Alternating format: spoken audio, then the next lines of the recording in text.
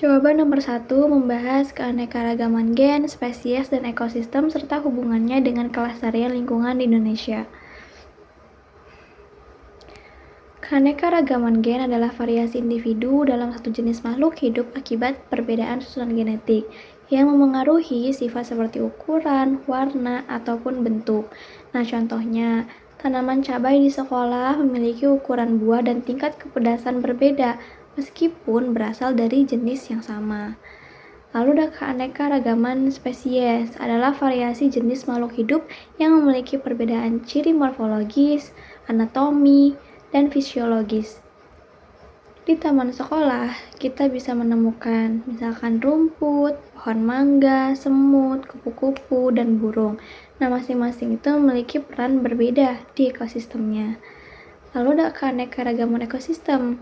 Nah, ini tuh adalah variasi komunitas makhluk hidup yang terbentuk dari interaksi komponen biotik dan abiotik. Nah, contohnya sawah, kolam, dan kebun di sekolah. Lalu ketiga tingkatan ini tuh saling berkaitan. Keanekaragaman gen membantu adaptasi, spesies menjaga keseimbangan, dan ekosistem menyediakan habitat beragam.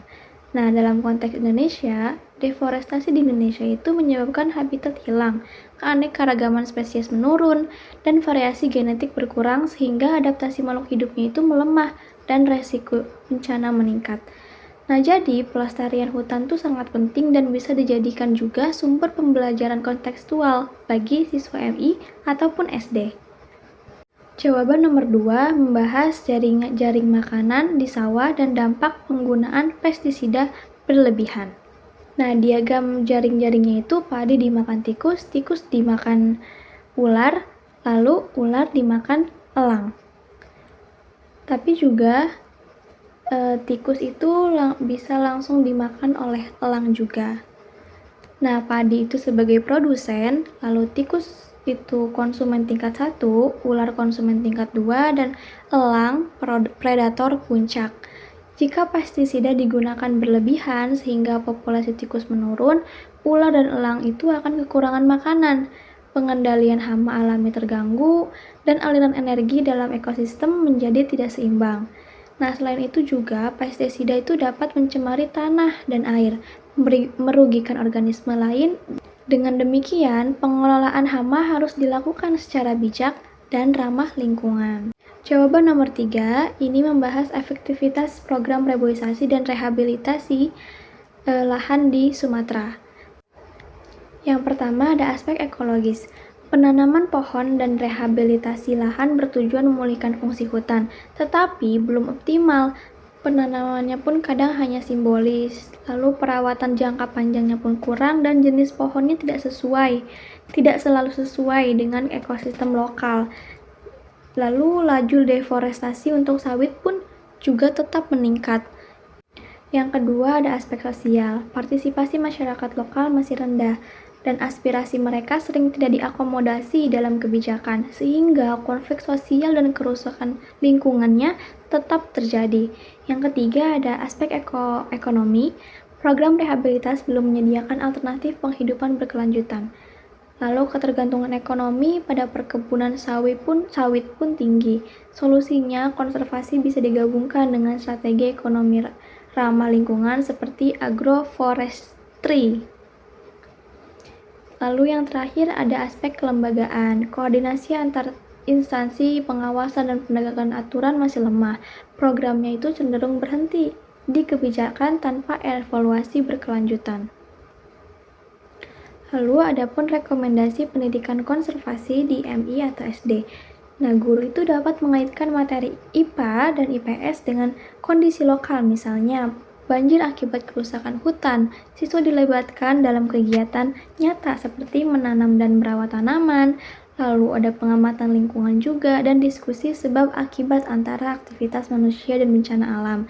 Sehingga mereka tuh dapat membangun kesadaran, berpikir kritis, dan agensi di lingkungan sejak dini. Jawaban nomor 4 membahas desain pembelajaran inquiry berbasis masalah dengan materi alat indera. Yang pertama ada orientasi masalah. Guru menghadirkan masalah sehari-hari yang dekat dengan siswa. Misalnya, mengapa kita refleks menutup mata saat terkena cahaya terang? Atau mengapa telinga terasa tidak nyaman saat suara keras? Lalu ada perumusan masalahnya. Siswa merumuskan pertanyaan, misalnya, alat indera apa yang bekerja? Mengapa mata dan telinga merasa tidak nyaman dan bagaimana cara menjaganya?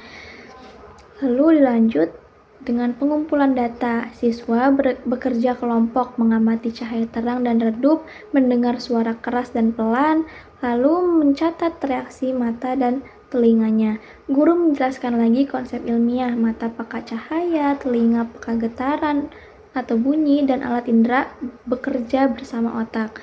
Lalu analisis dan diskusi. Siswa mendiskusikan hasil pengamatan. Guru meluruskan miskonsepsinya. Lalu ada penyajian hasil, siswa membuat gambar atau cerita singkat. Kesimpulannya, alat indera memiliki batas kemampuan dan harus dijaga. Miskonsepsi yang mungkin muncul, mata rusak karena melihat cahaya. Namun sebenarnya cahaya terlalu terang dan bisa mengganggu mata. Lalu ada telinga kuat mendengar apa saja.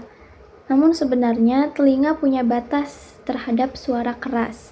Lalu alat indera bekerja sendiri, namun sebenarnya alat indera itu bekerja sama dengan otak. Nah, jawaban nomor 5 itu membahas poster saya yang berjudul Mari Mengenal Sistem Peredaran Darah dan Sistem Ekskresi pada Manusia. Poster ini tuh menunjukkan bagaimana kedua sistem bekerja sama menjaga tubuh tetap sehat. Sistem peredaran darah mengalirkan darah ke seluruh tubuh, membawa oksigen dan zat makanan, sekaligus mengangkut sisa metabolisme. Sisa metabolisme ini dibuang oleh organ ekskresi, contohnya ginjal menghasilkan urin, lalu paru-paru mengeluarkan karbon dioksida, dan kulit mengeluarkan keringat. Dengan kerjasama ini, tubuh tetap bersih, sehat, dan seimbang.